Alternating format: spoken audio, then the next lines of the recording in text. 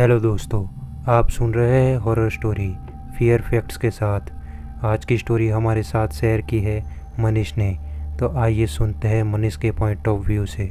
दोस्तों, आज की कहानी बिहार की एक भयानक स्कूल की है, जो स्कूल मेरे गांव के पास है।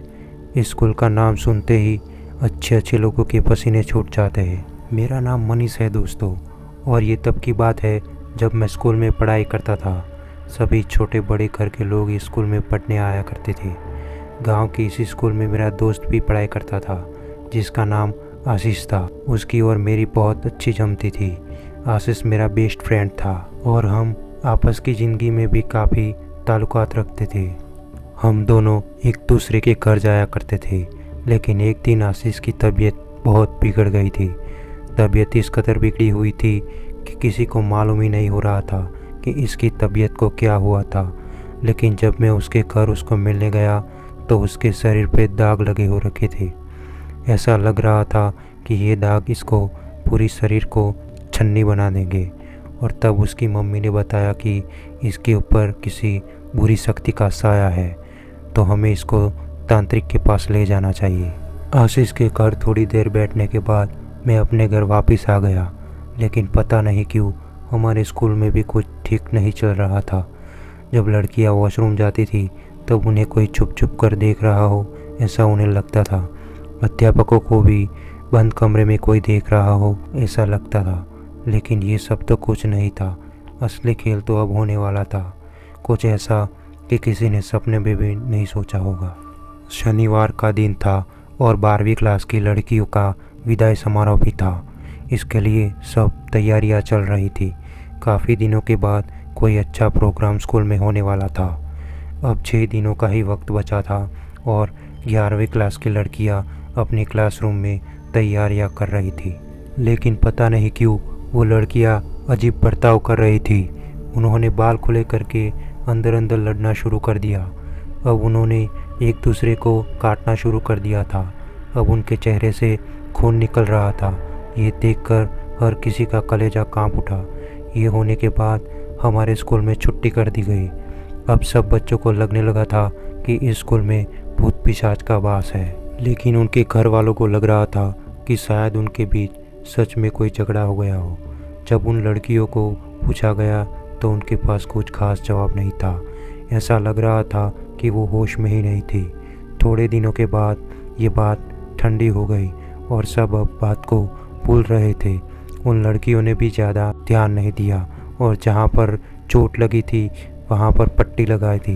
लेकिन अब जो होने वाला था वो किसी ने सपने में भी नहीं सोचा होगा। अब समारोह अगले दिन आने वाला था और आशीष की भी तबीयत धीरे धीरे ठीक होने लगी थी। और इसके साथ ही लोगों ने कहा कि इस पर बुरी शक्ति का वास था।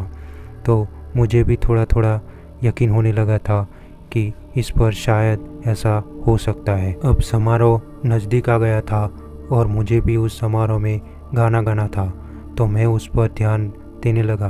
अब वो टाइम आ गया था जब समारोह होने वाला था और हर समारोह में बड़े बड़े अध्यापक आने वाले थे। इसी तरह इस समारोह में भी अध्यापक आने वाले थे। स्कूल में ऐसा कुछ होने वाला था जो सब लोग पहली बार देखने वाले थे। और वो दिन आ गया जब समारोह शुरू होने वाला था। प्रोग्राम शाम को 7 बजे था और 7 बजे से लेकर 12 बजे तक था। सब बच्चों को पार्टी आधी रात तक करनी थी। कुछ बच्चों का इंतजाम स्कूल के अंदर ही कर रखा था। और धीरे धीरे दिन ढलने लगा और अंधेरा हो रहा था। और तभी एक कमरे में जोरदार हलचल हुई और चारों तरफ बवाल हो गया। सब लोग डर के मारे इधर उधर देखने लगे। जो लोग बाहर के गांव के थे उनके लिए घर छोड़ने के लिए गाड़ियों का इंतजाम करने लगे थे। हमें कुछ समझ में नहीं आ रहा था कि आखिर ये हो क्या रहा है। और तभी एक खबर आई कि इस समारोह को यहीं रोका जाता है और धीरे धीरे बच्चों को वहाँ से निकाला जा रहा था। अब स्कूल धीरे धीरे खाली होने लगा था। लेकिन हम कुछ बच्चे अभी भी स्कूल में नज़ारा देखने के लिए रुके हुए थे।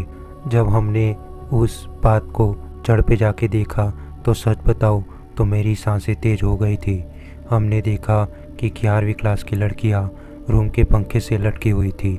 हमें ऐसा लग रहा था कि उन्होंने आत्महत्या की हुई है। मेरी तो डर के मारे आवाज़ ही बंद हो गई थी। मेरे साथ एक लड़का खड़ा था जिसका नाम किशोर था। हम दोनों भागकर बाथरूम की ओर चले गए।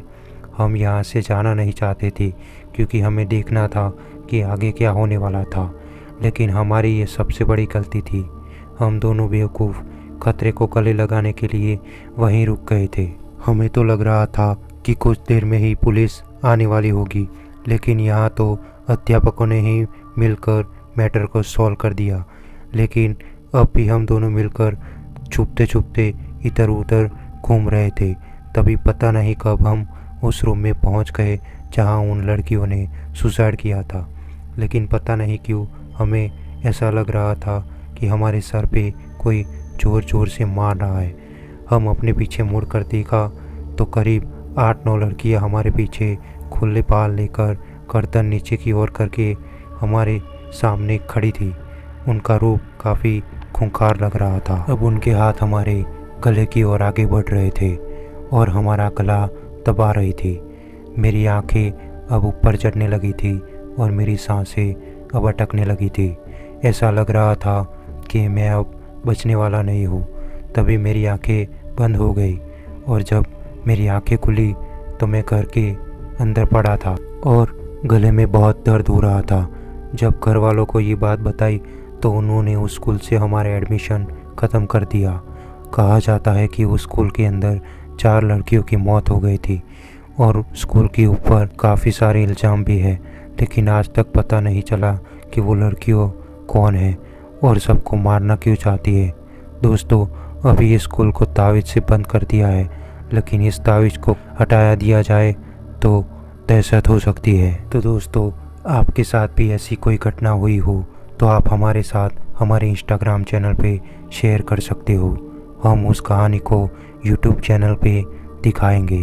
और दोस्तों, आपको कैसी लगी ये स्टोरी आप कमेंट करके ज़रूर बताना। मिलते हैं अगली कहानी में, तब तक चैनल को सब्सक्राइब कर देना ताकि हम और आप एक दूसरे से जुड़े रहें।